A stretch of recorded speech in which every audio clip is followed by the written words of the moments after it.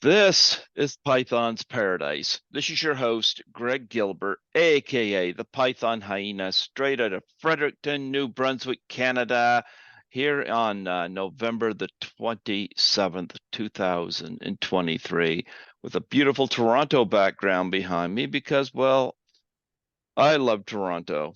Love to get moved there, but hasn't happened yet, but working on it.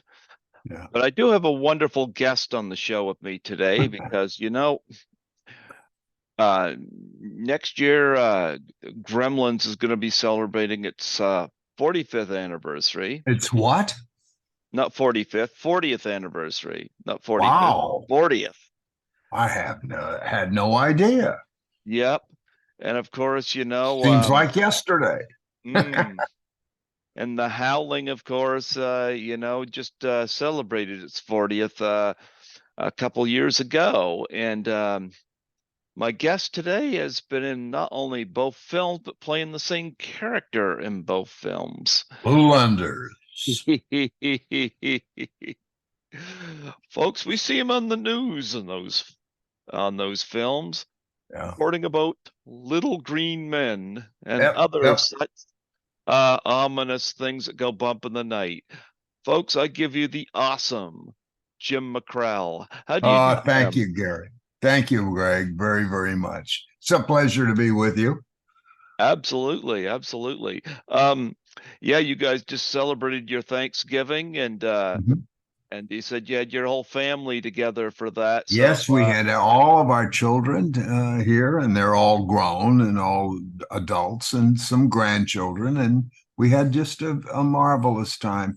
I like Thanksgiving. I dispelled the myth of it because the first supposed North American Thanksgiving in Plymouth was a horrendous.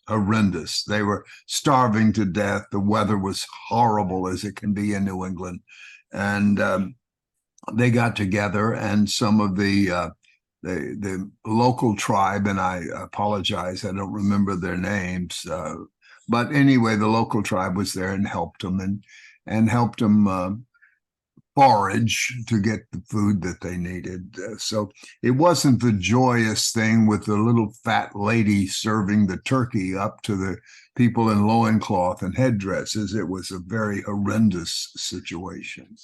But yeah. it was proclaimed here in the United States by George Washington and was ratified for the whole nation by the Congress, but then it was not really put into practice until Abraham Lincoln proclaimed it for the whole nation. So it's a day of Thanksgiving, supposedly. And I do believe within my own value system that the one thing that we all should be very cognizant of the majority of the time is gratitude.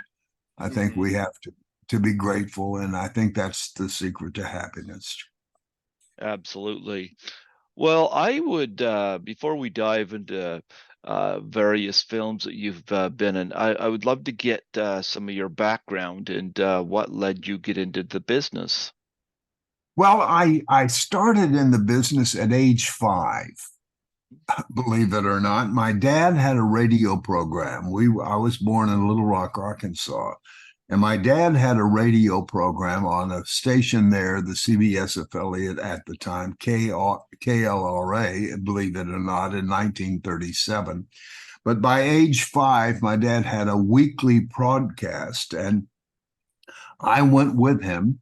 Uh, I went with him to the studio, and he put me on a stool so I could stand up to the mic, and I sang "You Are My Sunshine." That was my first, but I was pretty much born into it. My dad was in radio, as I said, and I gravitated toward that. I had a wonderful career. I laughed about it, but at age 15, I had a radio program on a radio station outside. If I went to high school in Covington, Louisiana, and had a radio program on a station there called WARB, and it was next to a big farm. And I found out that the farm was owned by Louis Prima and Keely Smith. And being 16 and naive, I called over there and asked Keely if she'd come over and let me interview her. And she did. And we met and we talked much, much later when I was in Los Angeles at a restaurant. Keely and I were talking, and I asked her if she remembered that interview all those years ago. And she said, yes. And by the way, she said, do you know how old I was? And I said, well, I was 16. She said, I was 18. So it was a nice time. So from there, I went into radio and ended up at a radio station that was very, very popular at the time, WMEX in Boston. And it covered all of New England. And I did the afternoon show, 2 to 6 in the afternoon. And it was on an afternoon. The program director there, he's passed away now, but the program director was a guy named Mel Miller. And Mel and I were close. And every day, our radio station was in Fenway Park, Boston Red Sox Park. And underneath at the ground level was a candlepin. I don't know if you're familiar with candlepins, but candlepin bowling alley. Instead of the duck pins or the big pins, candlepins are long cylindrical things, and you have a ball about the size of a softball, and you throw it underhand, and you get 3 balls. So we were down bowling, which we did because the restaurant there in the bowling alley had fabulous hamburgers. I mean, some of the best you ever had. It was just wonderful. And so we were down bowling, Mel and I, and the television was on in the lounge. We were the only two there, and the television was on in the lounge. And I hear over my shoulder, the president of the United States has been shot today in Dallas, Texas. Well, my head snapped around, and I realized it was Walter Cronkite and was serious. So Mel and I went upstairs as quick as we could, because WMEX was a rock and rollin' top 40 station with no network affiliate. And so we did not know what to do. And so we jumped on the phone, both of us, and we called every record distributor and said, get any LP you've got of the Mass, the Catholic Mass, and get it over to us immediately. And they did. And we went on the air until we kind of got our feet about us. And WMEX at the time had a nighttime talk show, one of the first in the nation, called Jerry Williams, the Man Who Owns Midnight. So we called Jerry, and he came down, and we set a TV up in the newsroom. And so Jerry would rebroadcast what we saw on television. We were there for 3 days. And anyway, that was my time at WMEX. And after the Kennedy assassination, because my wife and I, Kathy, both were from Texas, and it was very hard on us. And I just couldn't do radio anymore. I couldn't play Chubby Checker and Who Put the Bump in the Bumpity Bump Bump. I just couldn't do it. And John Rossica was the national program promotion director for RCA.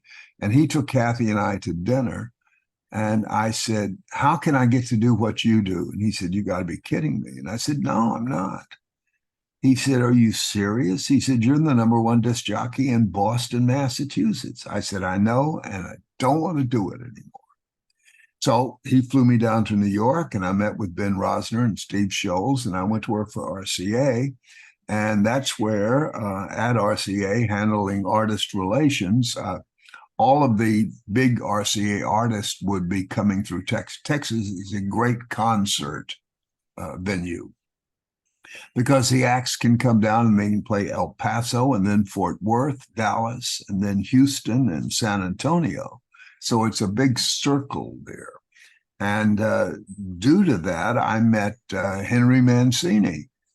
And Henry and I became good friends on the road. And we were in Dallas at the Adolphus Hotel. And the 11 to 12 disc jockey that was scheduled to interview Mr. Mancini canceled on us at the last minute. So that left Henry and I sitting in the suite, drinking coffee and looking at each other. And he said something about, what do you really want to do, Jim? Said, you can't do that. I said, well, I really want to be an actor. He said, well, you can't do it here. You got to be in New York or Los Angeles. And I said, well, that's great, Henry. However, I have two children and they both have a silly habit. They like to eat. And I'm not a good waiter, so I don't know what we're going to do. And he said, well, ways to open up. And I said, well, I appreciate that. Well, 5 weeks later, I get a call from a man named Larry Shane. He said, I'm Henry Mancini's business partner. Can you and Kathy come down to Houston and have dinner with me? And I said, sure. So we flew down from Dallas and met with Larry. And Larry said, let me cut to the chase. Henry wants you to come out and work for us. And I said, really? He said, yeah, in Los Angeles. I said, man, give me 5-10 seconds to think about it. I looked at Kathy and she nodded and we said yes. So that's how I ended up in Hollywood. There you go. There you go. Well, you've got a lot of credits, a lot of television, and I'm going to touch on a number of these, but I know you best from working with Joe Dante playing Oh, that. yeah. Yeah, I watched The Howling last night in preparation, Yeah. and I've seen Gremlins many, many times. I grew Yeah. up with that, and so and I've interviewed a number of people from these movies, like The, I've had Dee Wallace on from The Howling a couple of times, uh-huh. and I met her at Frightmare in the Falls. She was a delight. Right. Belinda Blasky has been on here 5 times. I Wow. love Belinda. And I've had Dick Miller's been on here 5 months before he passed. I Oh my lucky to gosh. get Yeah. him. Lucky to Yeah. get him when I did. I had stunt woman Marlene Lynn Fields on Uh, here, and um, and then you're my fifth from The Howling. Howling. Yeah. Now, from Gremlins, did I have? Oh yeah, I have Frances Lee McCain, from Gremlins as well. Right. So, Yeah. and she was a delight, and I think that pretty much puts me up to speed on everybody I've had on. But I've had a number of people, and I know Joe Dante works with a lot of the same people. A lot of directors do that, but but nonetheless, Joe Dante is somebody I wish we saw more of. I think he's Uh, working on television or something right now. I think Belinda said he was working on Hawaii Five-0, but I don't uh, really watch television much. what a So good guy he was. When I went in for the interview, which was uh just delightful, I went in and he was very nice, and I didn't know what to expect, and he didn't know what to expect. And he finally looked at me and he said, have you ever done television news? Well, I had no idea what part that they had me thinking about me. And I said, no, but I can talk like it. He said, what? I said, good evening. How are you? And he died laughing. He said, do that again. I said, good evening. This is the new. He said, oh my. I said, I tell you, the funny thing is, I said, I worked at a very famous radio station at the time, or in my past, KXOL. And two of the people that were there at the time I was there was George Carlin. George and I became friends for the rest of his life, and Jack Burns. And also there was a newsman that we were very familiar with by the name of Bob Schieffer. And Bob was the White House news correspondent. And I said to Joe, I said, my friend Bob Schieffer is also from Fort Worth, Texas. And I said, Bob talks like this. This is CBS News, the White House. I said, until he's off camera. And then he talks like this, just like we good old boys do in Texas. And Joe thought that was funny as hell. So he wrote that part in where it opens up, which you saw, if you saw The Howling, it opens up with me looking like I'm on camera. And I say, good evening, this is WT, whatever. and you pull back, and I'm in the bathroom rehearsing because I'm sure that anchors do that. They constantly are. That one of the favorite things that anchor has is camera first, mirror second. So Hmm. I was doing it, and Chris comes in, and I turn from that announcer thing. Oh, and by the way, my children got a.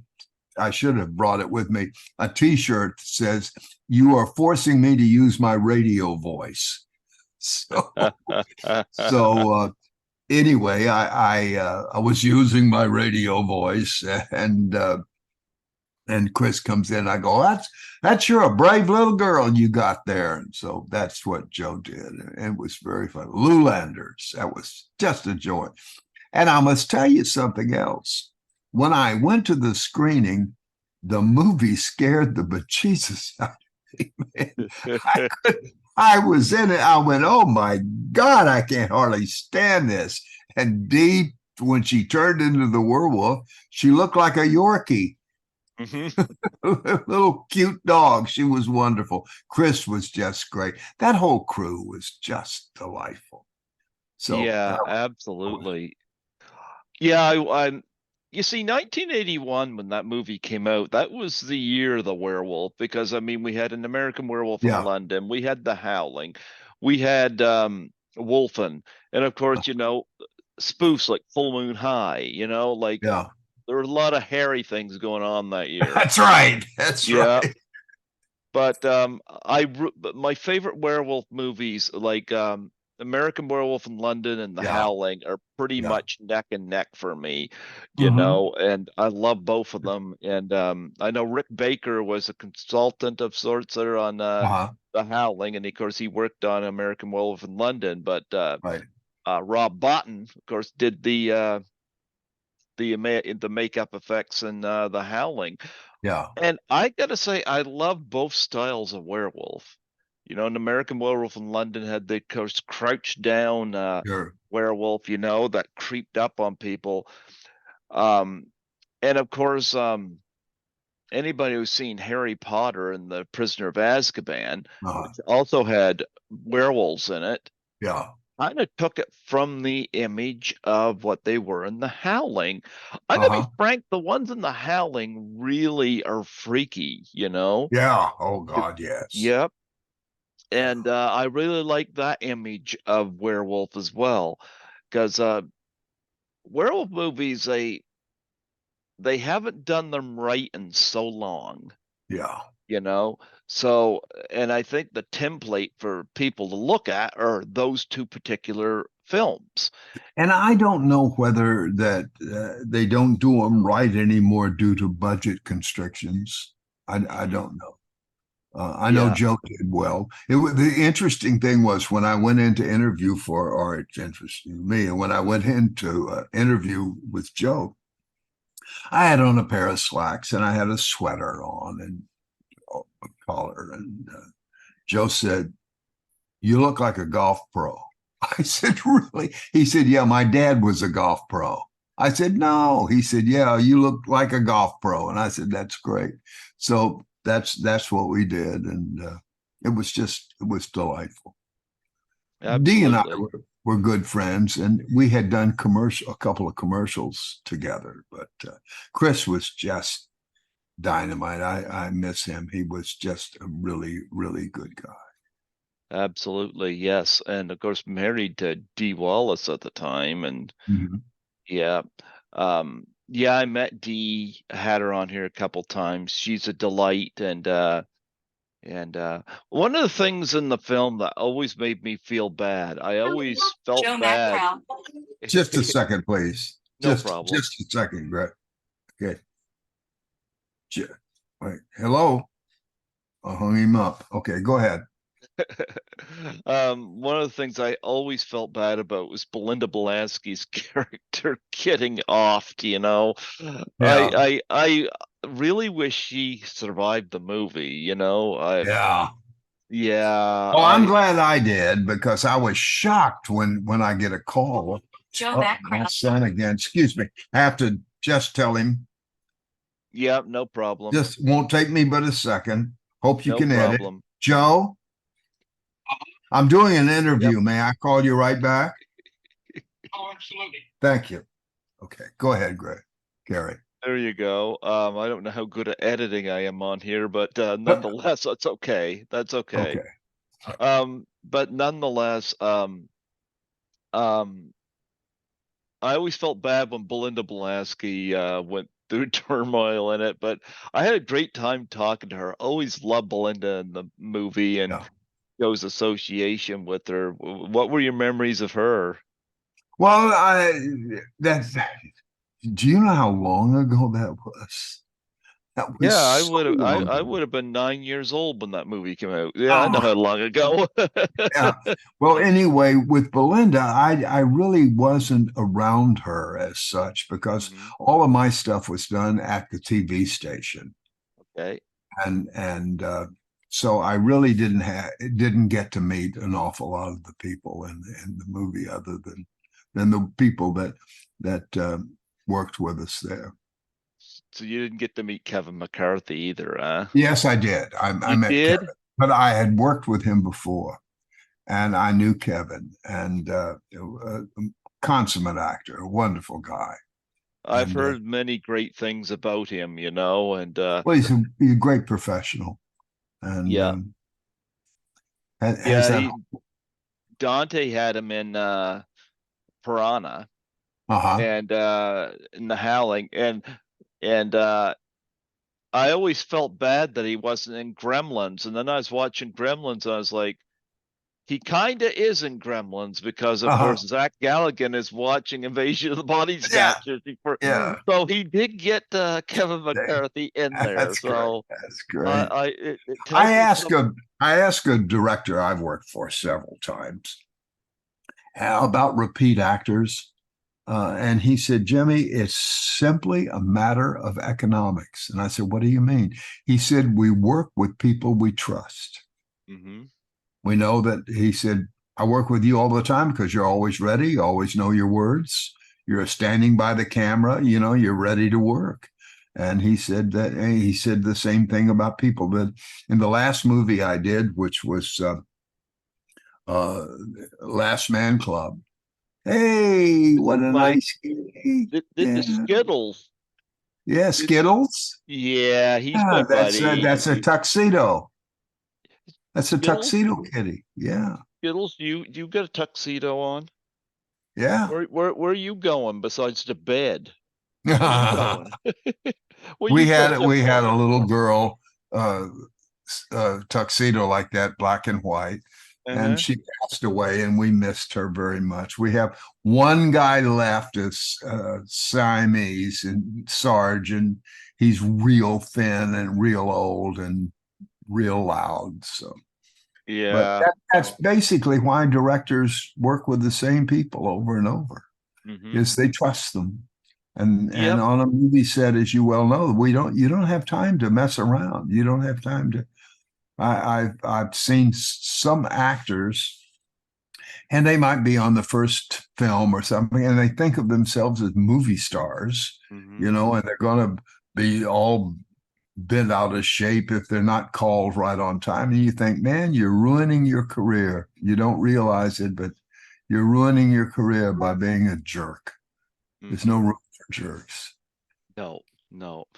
Well, Dante's films look like they were a lot of fun to make, and I see that passion in all of his films, and you know, right up to Small Soldiers, and of course, I love the fact he works with a lot of the same people, and you always look for those people in his films. Um, but yeah, you get to play a repeat role in both Well, Gremlins and The Howling, and that is it awesome. was a great thrill when my agent called and said, "Listen, Joe Dante wants you to work on his new movie." And I said, "What is it?" And he said, "Well, it's a Spielberg film, and we can't tell you. There's no script that you can on a Spielberg film. You don't get the script until you need it."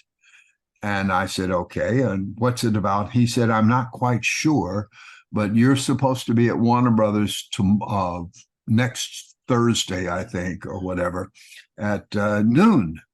And he said, "You're reprising the role of Lou Landers." And I said, "Oh, okay, that's terrific."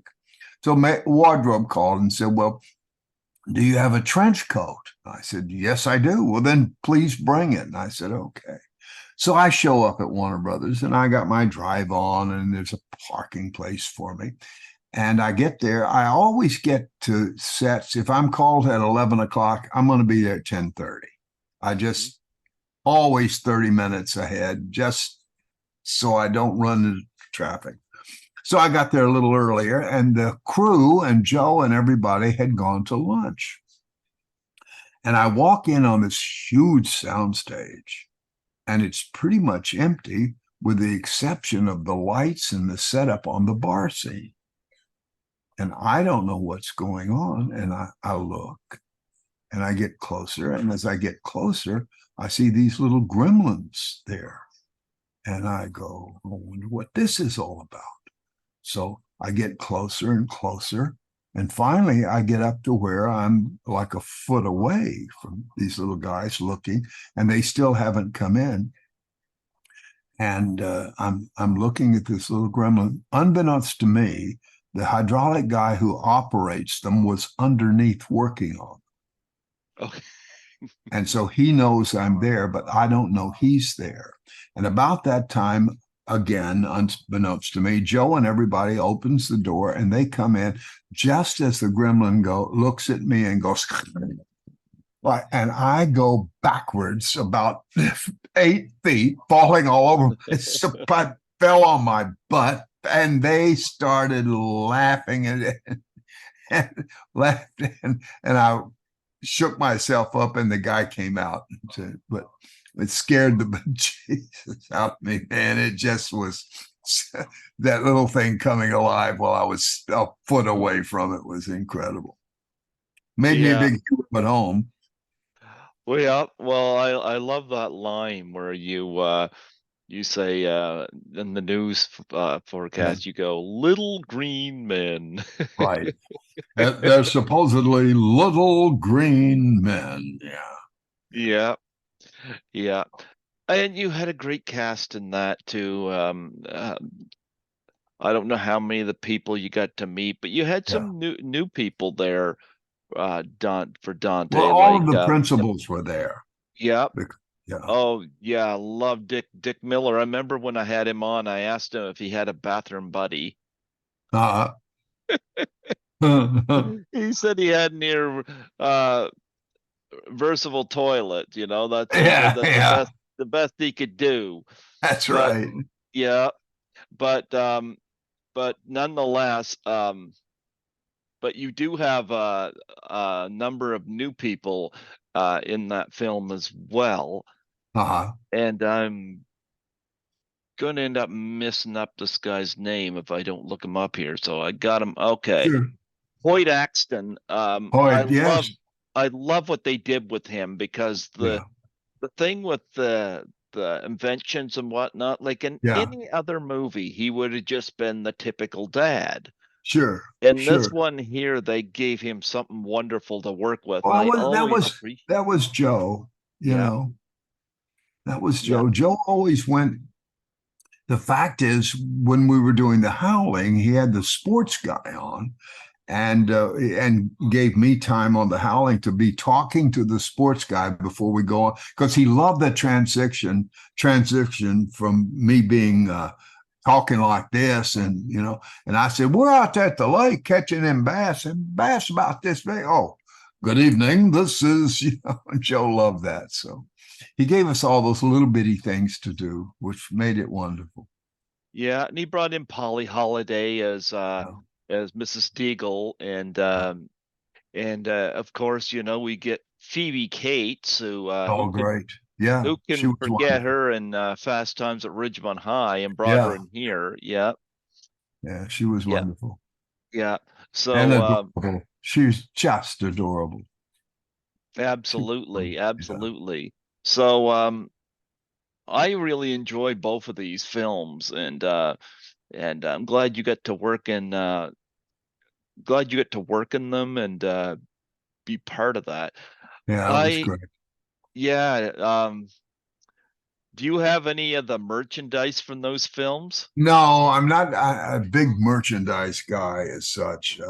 It was amazing. I didn't realize how important the merchandise was until I did another picture called Teen Wolf with Michael J. Uh-huh. Fox. Yep. And we had a reunion in Los Angeles, and they took over a big theater so we could see it in the theater. And they opened it to fans of Teen Wolf. Well, people came from miles around to this theater, and they had pictures and pictures and photographs and books and posters, and I couldn't get over it. They so much and had us all sign. We nearly broke our arms signing all that stuff. But people love that memorabilia. They really Yep. do. Oh yeah. Yep. I see a lot of it, particular of Gremlins all Yeah. over the place, you know. I'm gonna ask you about a few of your other movies though, like Annie Hall. Mm, yes. What a fun time that was. Uh, I, I my agent called and said, Woody Allen wants to see you for his new movie. And I went, oh, okay. And he said, now it only pays scale. I said, great. I said, let me tell you something. I know for a fact that here in Los Angeles, there has to be actors who turned down a Charlie Chaplin movie because it didn't pay enough. I ain't doing that. I'll pay them. So I went out for that, and I went out to the on location, and I met the assistant director and led me over to his outside to a table. And I sat down. They said, Mr. Allen will be with you in a second. I said, fine. So the next thing I know, here comes Woody. And he sits down. He's got a yellow pad with him. And he said, hi, how are you? Very gracious. And I said, I'm fine. He said, this is a true story. He said, would you like to be in my movie? I said, I certainly would. Yes, sir. How much does it cost? And he laughed. And we shot and had a great time. But when I was sitting there with him, the whole time I'm talking to him, he's writing on a yellow pad. And when he finishes writing on it, and finishes talking to me, he said, I'm going to need you back here in the morning at 10 o'clock. And he ripped out three pages of yellow pad and handed it to me and said, here are your words. I said, oh, okay. So I took them. Well, I'm telling that story to a good actor friend of mine, Ed Nelson, who's passed away. And Mhm. Ed and Patsy were at the house with Kathy and I having dinner. And when I told him that story, he said, oh my God, he said, that's marvelous. Show me those pages. And I got sick because I threw them away. I threw away Woody Allen's handwritten dialogue for me in the Academy Award winning film Annie Hall.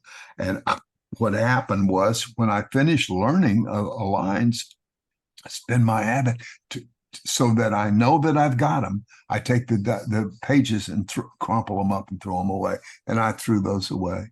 And I cannot tell you, to this good day in 2023, every time I think of throwing those away makes me sick in my stomach. Huh. Yeah. What was it like working with Woody Allen as a director? What was he like on set?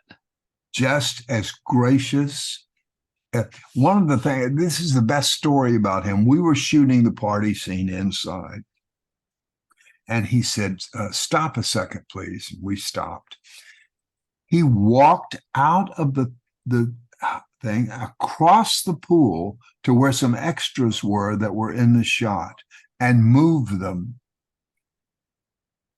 and said, please come over here. Very gracious. And then came back.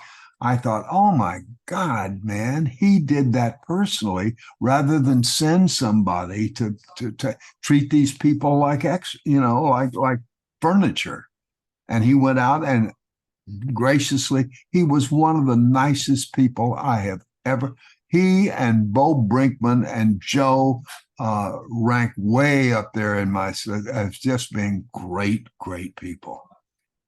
Great people. Absolutely, absolutely. And Um, to be in that movie, to have him work for him, there are two things that I'm thrilled about with my career. One was working for Woody mhm. in an Academy Award winning film, and the other was I got to do a Twilight Zone, and that I loved Twilight Zone, and to be cast in the Twilight Zone was just a thrill. So I accomplished two things in my childhood. There you go. Um, I also see you were in Pandemonium as well, and Yes, yeah. Oh my I, God. I Oh, I bring that up because I've interviewed a couple of people that were in that. And one of them was David L. Landers, who uh-huh, we uh-huh. lost, and yeah, and Pandemonium, of course, is that's kind of my kind of humor too, you know? Yeah, Yeah. yeah. It was fun. It was fun. It was fun. I had so much fun. I told the pastor of our church here, I Hmm. said, Father Tom, I said, when I'm laid out in front of you, you look up at the people in there and say, let me tell you, this guy had a hell of a good time. Because I did. My career was just, I can't tell you, I don't regret a thing. I had a wonderful, wonderful time and met some really, really great people. Oh, you know what? I grew up in a Christian household and I was baptized into the church as well. I think that's Yeah, amazing, you know? yeah, Yeah, my dad passed away in April of 2022 after yeah. battling ALS for 8 years. Oh my, yeah, And all I can think about now is that he's in peace right now. He's with the yeah, Lord. yeah. And no, I love hearing that about you. I think that's awesome. Well, and speaking of ALS, I was invited when I was doing celebrity sweepstakes. I was invited to the Vince Lombardi colon cancer celebrity golf tournament in Menominee Falls, Wisconsin.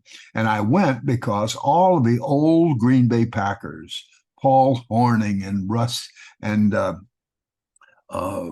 Randy and Fuzzy Thurston and all of those guys were going to be there. And it was just wonderful. We had a great time. Well, I met the doctor who at the time was dean of the University of Wisconsin Med School and was head of the Vince Lombardi Colon Cancer Center, a doctor by the name of Jerry DeCosse. And Jerry and I became friends, and his wife, Sheila. And we followed, and he ended up the chief of surgery at Memorial Sloan Kettering in New York. And his wife, speaking of the church, his wife was a lifetime member of the Thomas Merton Society. And so we were very close. And Jerry died of ALS, and it was very hard. And the thing that broke his heart more than anything else was it crippled him from being able to operate. He was a brilliant, brilliant uh, surgeon, and but we lost him. And I know what you went through with your dad. It's not a pleasant way to go. No, but he's with the Lord right Yeah, now. right. And I gotta say, he's not suffering anymore. No, And thanks be to God. Yeah, Yep. And he was a believer in Christ right up to the end. So I think that's a delight. No, I love hearing that about you. That is yeah. awesome. Well, You I know. couldn't have done anything without that. My faith is vitally important to me. Mhm. And the cornerstone, you and I talked earlier, but the cornerstone of my faith is gratitude.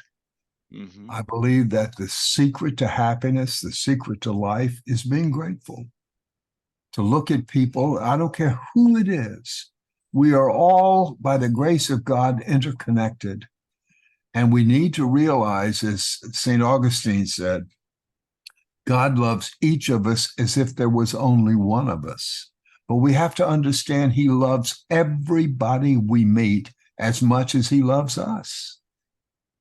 And the next person you meet, you have to realize God has a special interest in that human being. So we are called upon, being the hands of Christ, to treat them with great respect, whether they're homeless, whether they are, the whole big deal that we're going through now with the war in the Middle East. People talk about this side and that side, but the side that I care about are the innocent people that are getting killed, Yeah.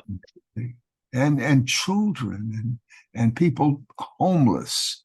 It breaks my heart. It breaks my heart. Yeah.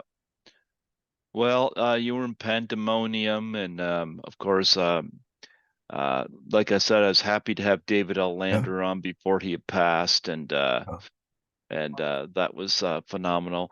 Now Mhm. you had moving up here. Yeah. um, you had mentioned Teen Wolf. Yeah. Now, it's been a while since I've seen Teen Wolf, but Michael Yeah. J. Fox, of course, is one of those icons from the Oh, yeah. 80s. Yeah. Well, the thing about that movie, it was done by, oh my goodness, how can I forget? Uh, he was the director, came from television. And oh, I feel terrible. I can't. He's a wonderful guy. He's passed away now, but Oh, we the should. director of Teen Wolf?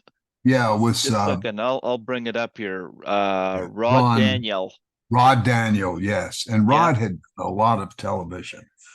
And when we shot it after. No, no, we shot it before Michael did Back to the Future. But because of distribution, our movie came out after Back to the Future. So it did much, much better than it would have because it was on the heels of Michael's great success with Back to the Future. Michael was just a joy. And my very best friend in the world, Jimmy Hampton, Hmm. played his father. And that whole scene, if you've seen Teen Wolf, the whole I scene have, with yeah. him, the whole scene with him and I, Hmm. when I wet my pants, Jim, when we were setting up, Rod didn't quite know what to do because I'm almost 6'3", and Jimmy is at 5'10" at the tops. And so when he came up to intimidate me, it didn't. It looked like.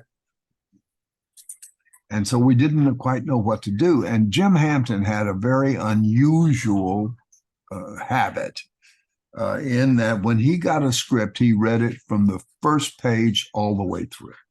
Hmm. Well, most people do what Rita Moreno used to call my part, my part, my part. So anyway, he had read the whole script, and Rod said, I don't know. And he said, I'll tell you. He said, in the early part of the script, they ask what uh, Michael asked me, what did Rusty, my character, Rusty, do when I showed him the wolf? And he said, in the script, it says he lost all control of his bodily functions. And Rod said, brilliant. So we did that with just a look, because when he growls, I just go, oh. And that's enough to be said, man. You can just see that I wet all over myself. But that's the fun part of making movies. It's the fun part of making movies. Absolutely. And back then, it was practical effects and whatnot. Oh yeah. And I think a Jay lot of people. Tarsis was in that movie. What a great producer, director he was, but he was the coach and he was just delightful. He was wonderful. The Absolutely. kid that played Michael as a basketball player Hmm. was an all conference basketball player from Loyola University. I mean, he could really play. And he had to get suited up every day in that whole situation, which took forever. I mean, Jim was in makeup chair hour and a half a day.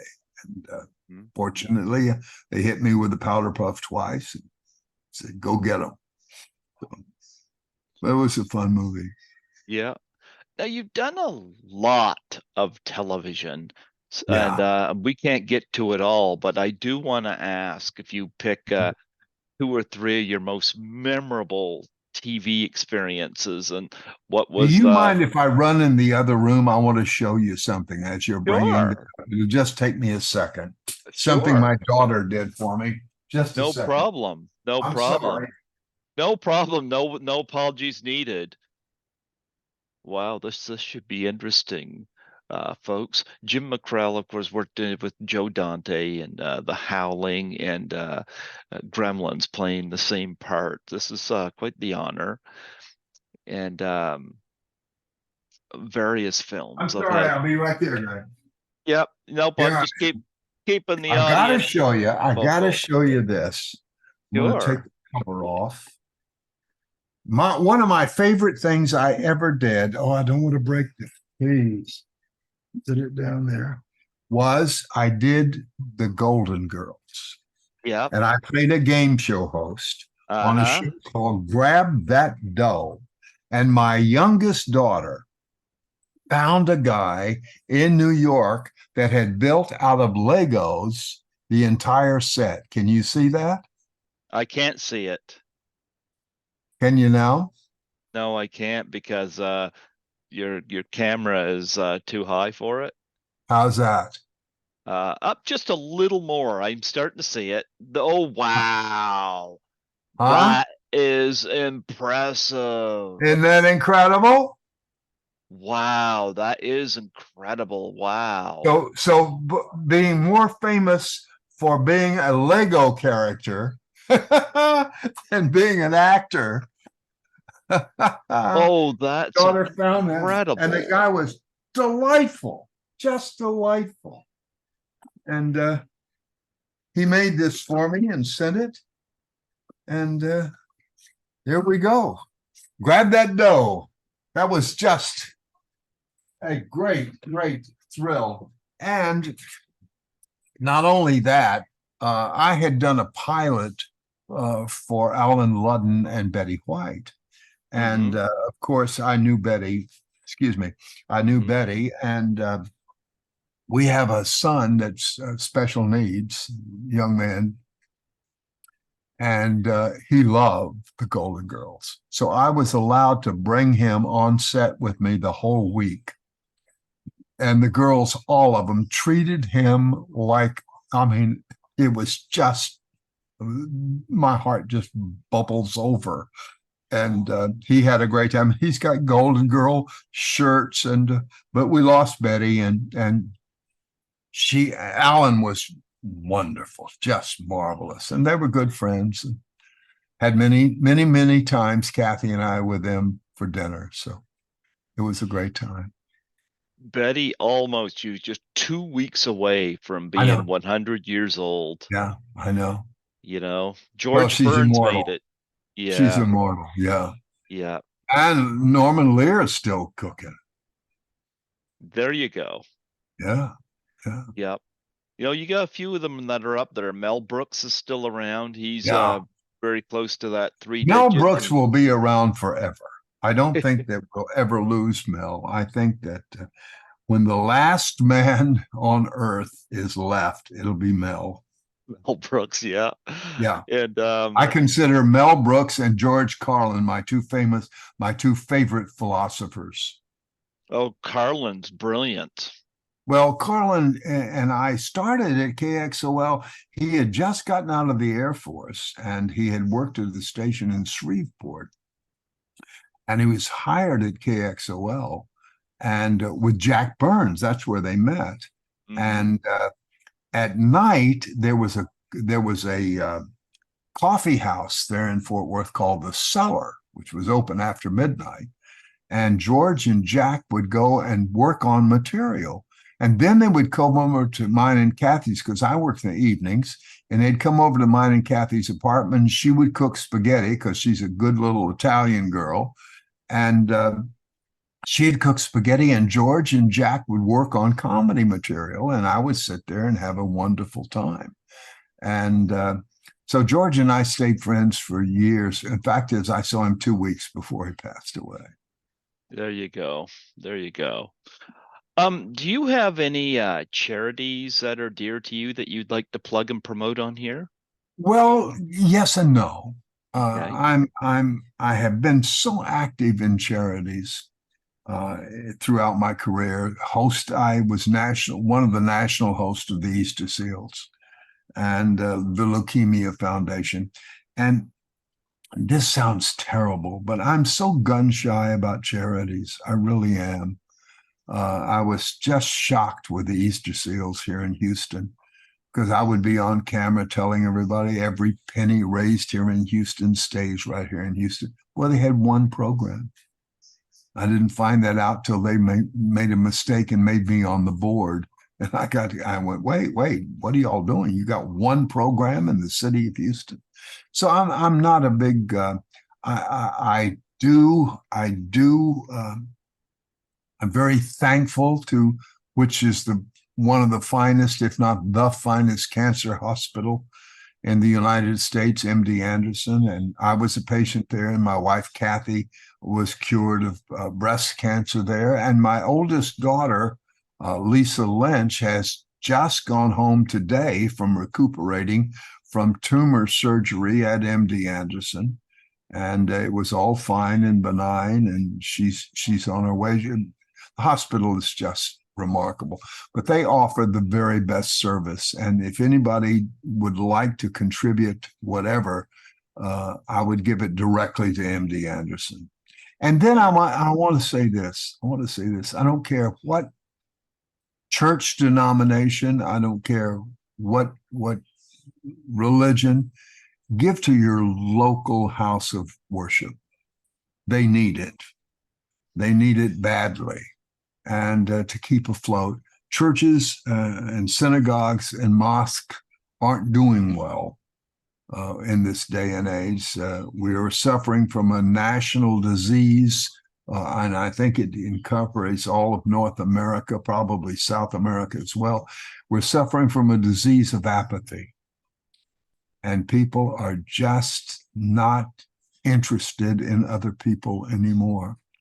And if we can keep alive houses of worship, no matter what your faith, if you can keep alive houses of worship, because they perform such an incredible time in times such as your dad's passing, that's what I would do. Give locally. Give locally. Okay. Absolutely. Do you have a web page that you want to promote on here? No, well, I do jimmackrell.com. I do essays, recorded essays. I have a wonderful time doing that. It's just J MacKrell, MacKrell.com. And all of my essays are that. And I did one. My essays are a bit bent, but the one I did for Thanksgiving, I said, things to be thankful for. For example, be thankful for the person who irritates you. And because they give you a good look at what you look like when you're irritating people. Never thought of it that way.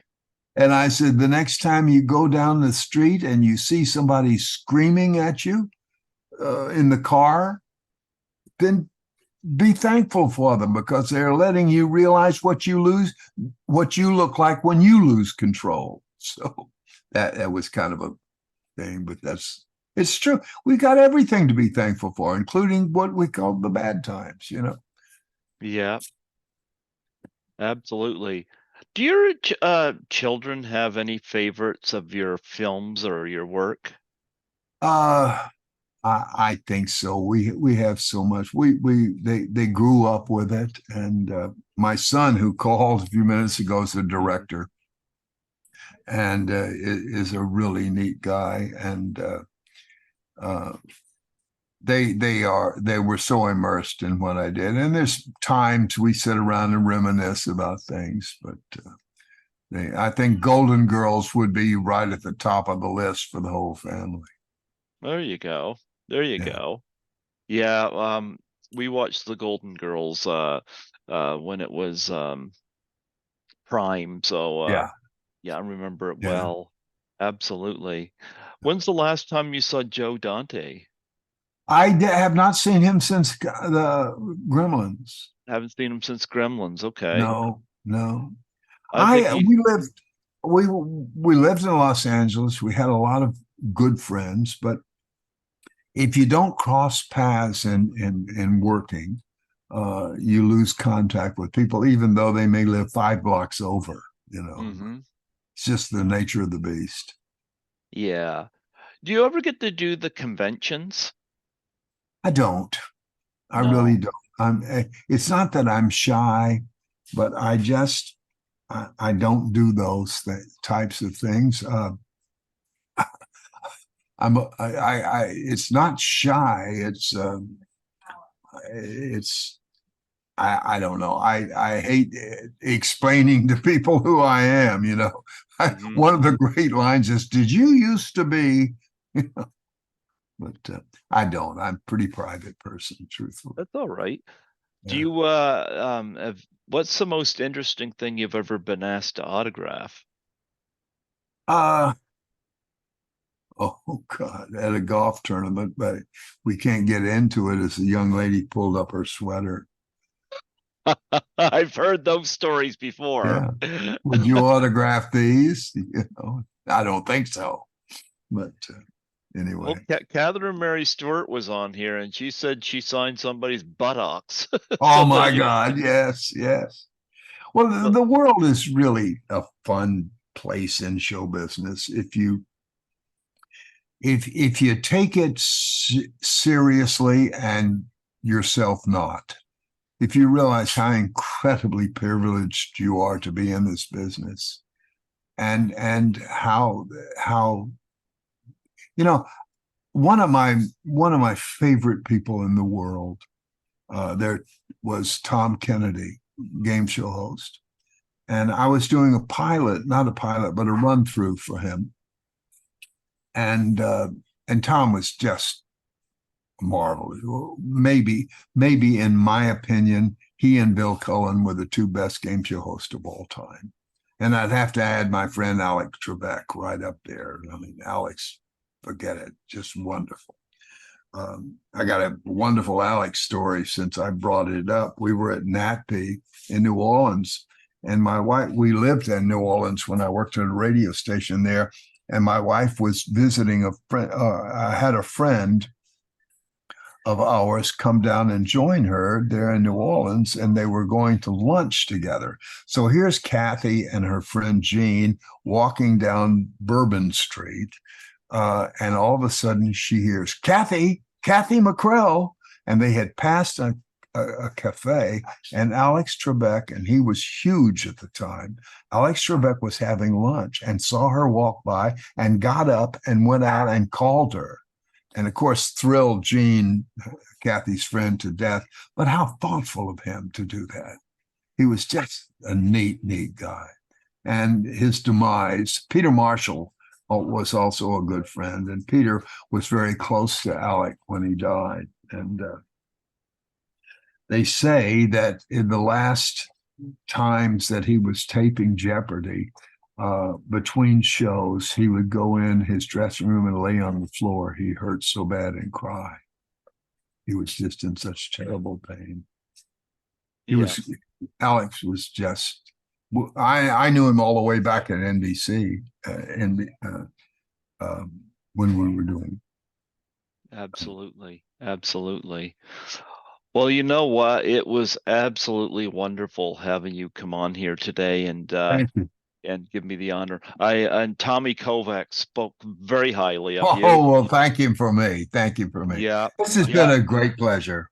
Yeah, my apologies. I was a little late getting on here today, Oh, but that's all right. That's quite all right.